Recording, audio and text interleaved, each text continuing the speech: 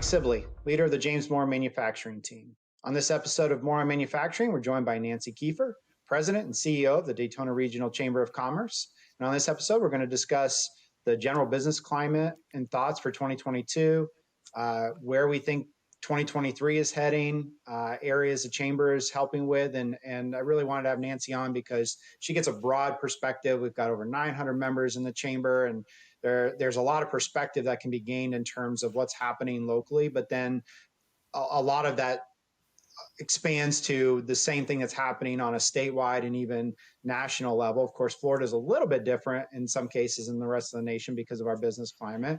But I think it's great broad perspective to have Nancy kick off our year and where we think things are heading. So Nancy, welcome to the show. I appreciate you being on. Thanks, Mike. Pleasure to be here. All right, so let's jump into it. I mentioned we've got a lot of members. I say we, full disclosure, I'm on the board of the chamber, a big fan of all the things that the chamber does for our business climate. So that's why I'm going to say we a bunch of times, I'm sure, throughout the process. So, but at any rate, let's 2020, we have a pandemic. It's craziness like anything nobody's ever seen. 2021 is a really weird year because we're kind of recovering and we're kind of going forward. Lots of labor issues, lots of supply chain issues. Then we get into 2022. Some companies doing really well. Some companies still struggling with labor, and some companies just never were able to recover. But from your perspective and talking to all the members, I know you get out and you talk to them a lot. How do you kind of look at 2022 and from what you've heard? Yeah, the 2022 started off to be a pretty good recovery year for almost all industries as you looked across the board. The confidence was coming back from the consumer. Businesses were, finally getting back to where they had more of a stable workforce. Although the workforce was very different than what it was pre-COVID, and we can talk a little bit more about that and its impacts. And again, Florida has been an open state. So quite honestly, we did not see such major impacts to business closures, although I will share that, we definitely see a different model here in Florida. We're still a hospitality based economy here. If you look at the chamber's perspective, more than 85% of our businesses are small business. So, we definitely feel those particular impacts. On top of recovery and things are going well quarter after quarter, we're actually seeing job growth pretty much across the board. If you look at, we're at an unemployment rate right now of about 3%, but we did see about a 5% growth in employment, over that time.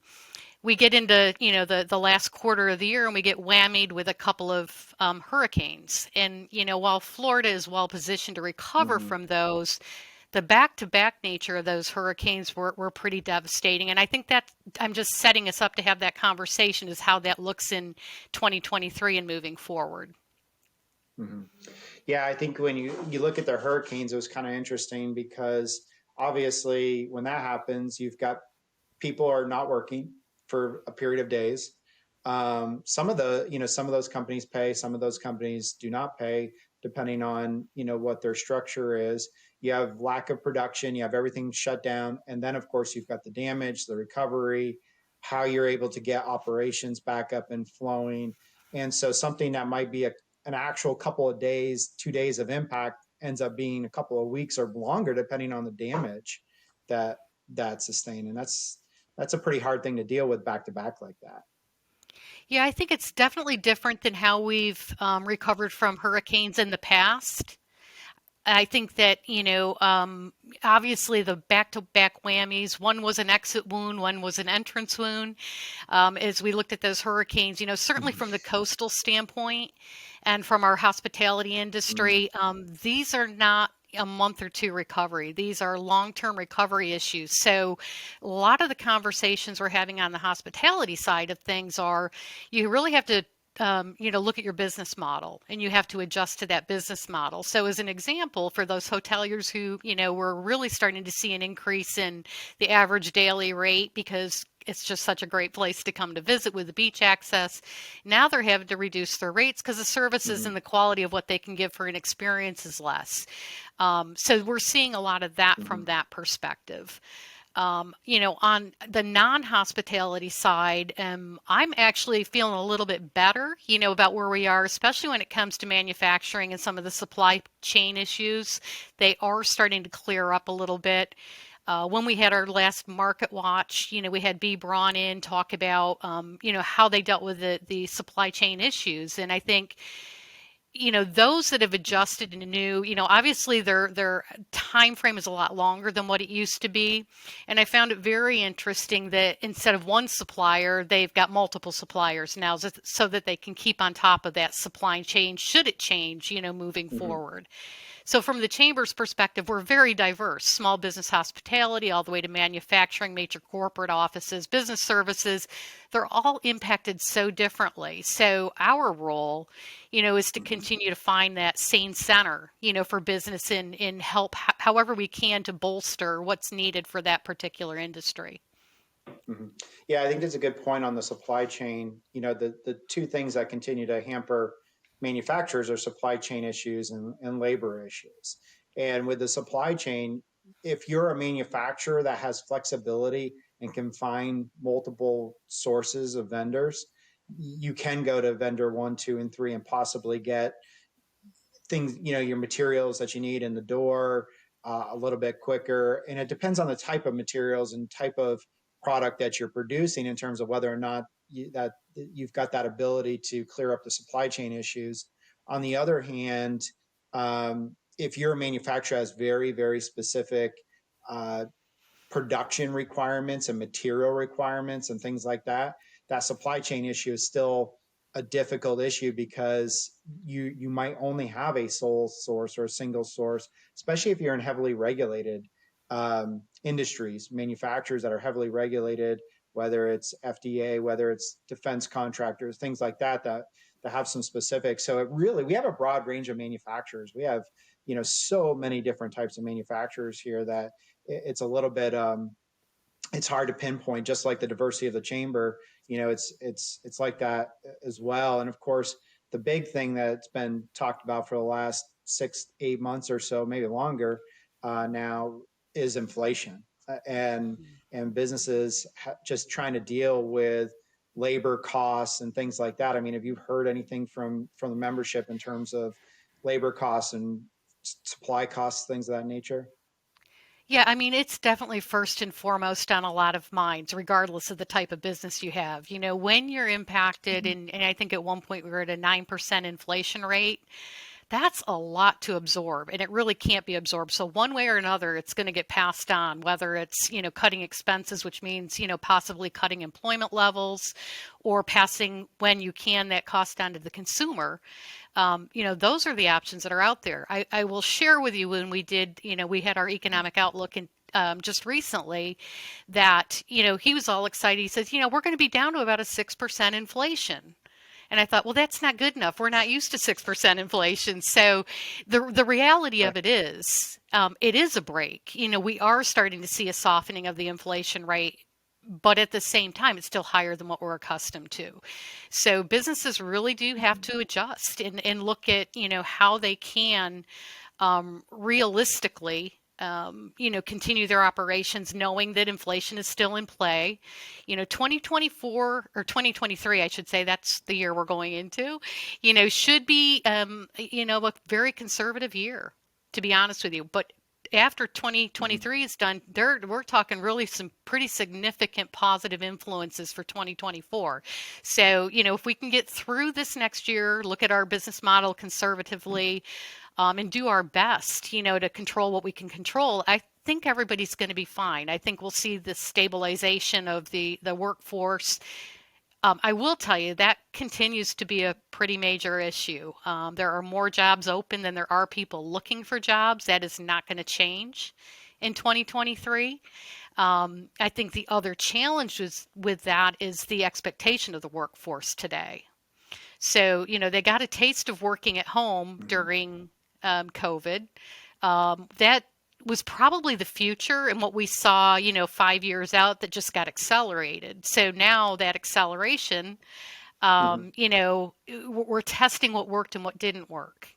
I will tell you from the corporate standpoint and from what I'm hearing from most businesses is that they want their employees back in their offices. They want to have some hybrid model, if not a pure back in the offices type model, because you can't define company culture. You can't be a part of company culture remotely. So I think that's one of the things that has been learned, and Mm-hmm. I think you're starting to see that trend back to more of an in office. Now, again, in the state of Florida, so Mm-hmm. hospitality driven, they don't have a choice. Customer service is customer service, and Right. you can't do that from home. So, that's been a bit of a different look from the standpoint of Florida.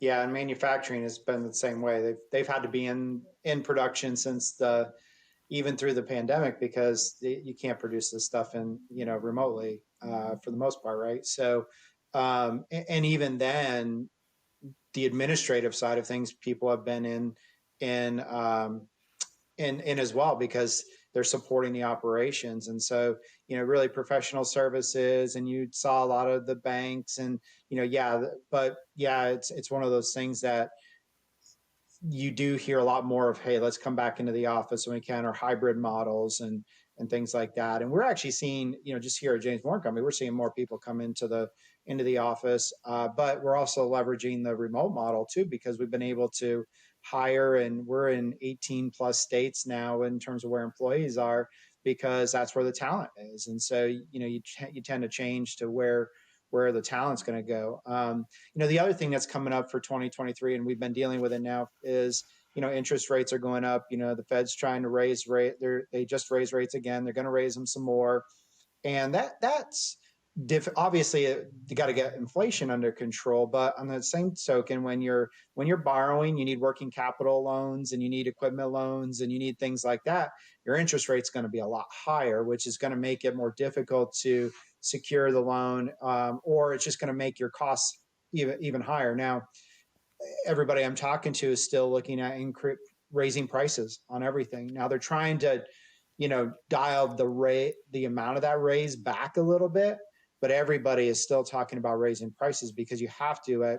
We're still sitting at 7% inflation, and that's better. Like you said, it's on the Yeah. way down, and so that's one of the things that um, is it's going to weigh on a lot of things in terms of how purchasing capex, working capital, all of those things are going to be a little bit more costly for companies to deal with until that they see that start coming back down, basically. Think that's why we're looking at a conservative approach to the next year. Again, the costs are going to get passed on. You just can't absorb that type of an inflation rate. And again, from a Mm-hmm. consumer standpoint, my hope is that, people understand it is just the cost of doing business. Does it mean people will eat out less? Yes, maybe. Does it mean you'll look at how you do your grocery shopping differently?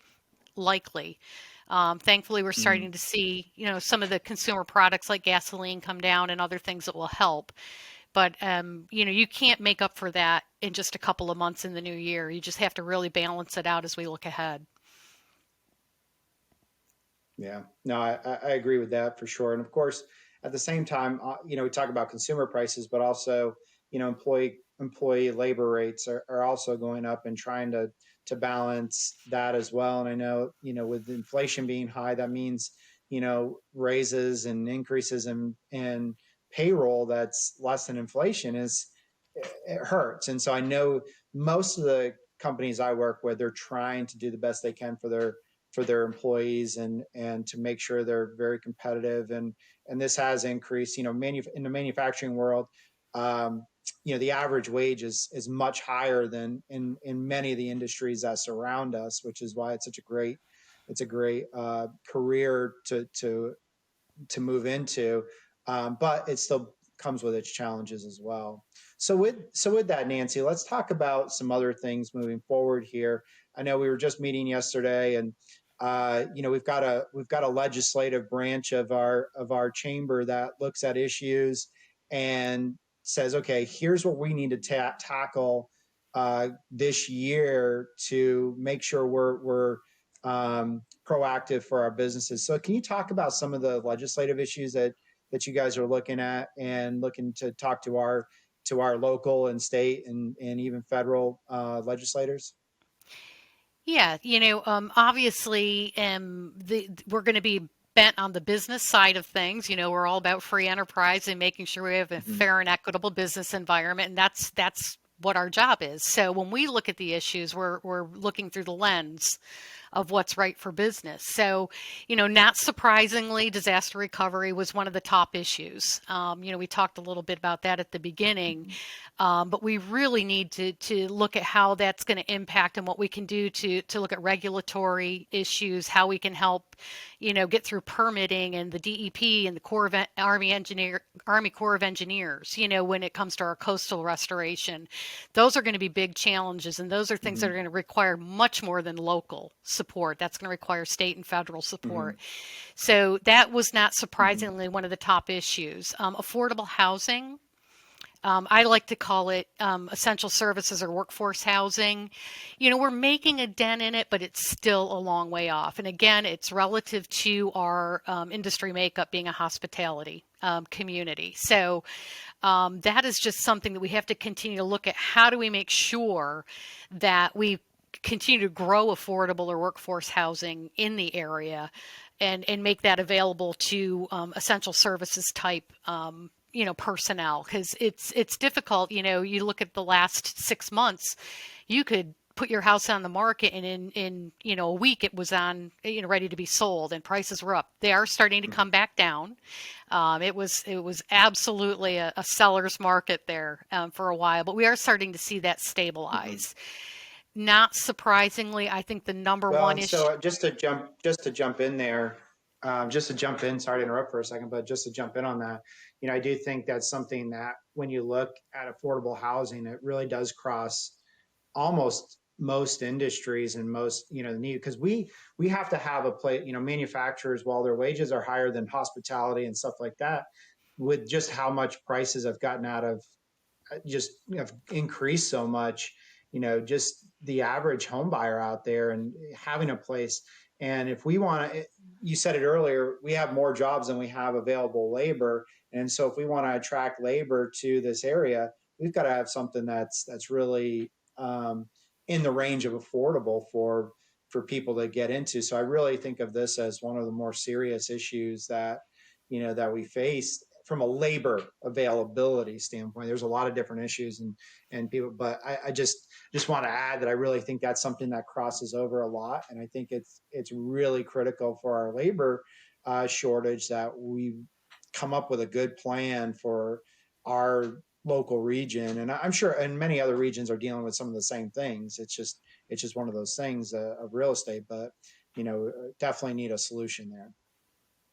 Yeah, that's certainly not unique to Volusia County or the state of Florida even. It's an issue. And Mm. the what do you want to call the generational trends have changed as well. There's no secret. You see apartment complexes and townhouse complexes going up across the county. I don't know how they're filling them all, but guess what? They're filling them all. So maybe in my Mhm. generation, you're a little bit younger than I am.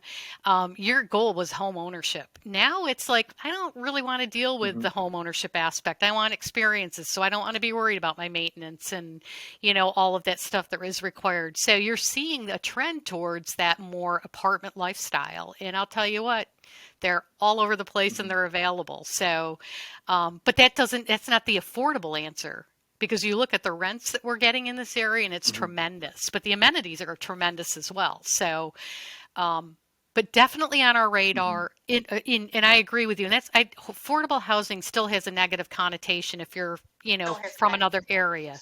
So I would just, Mhm. affordable is just making sure people can have a place, a roof over their head, and can afford to also have a life outside of just being tied to their home. Um, I started to Right. talk about what I think is probably the top issue for the community, and that is the insurance impacts. I know from a standpoint of, you talked about, how do you keep employees, and if you're providing insurance benefits, and I'm going to start with the health insurance side. We looked at a 25% increase this year for insurance, healthcare insurance. That's just not sustainable, because while we pay a good portion of it, the employees also pay a portion of it, and that impacts their take home pay. And you and I just, have that conversation about inflation and keeping up with it. More so, though, we have to look at the corporate insurances, the homeowners insurance, all of those things that are impacted, and that double whammy, of the hurricanes and the reliance on the state insurance program is we're going to feel that. And obviously the governor sees that because he just finished up a session on it this last week, called everybody back in and said, we have to talk about insurance. And even the best insurance companies in the world will tell you we still have to have a competitive and stable insurance climate in order for anybody to be successful. So that's a really big issue. And then I'll just finish it out with, a constant for the state of Florida is absolutely lawsuit abuse, what we call tort reform. That is something that I think we work on every year. We make little strides, but we are still a very litigious state when it comes to very bad abuse of the system. So, we'll continue to look at, what does that mean from just how do we discourage these lawsuits? How do we really take a look at comprehensively, not just one case at a time?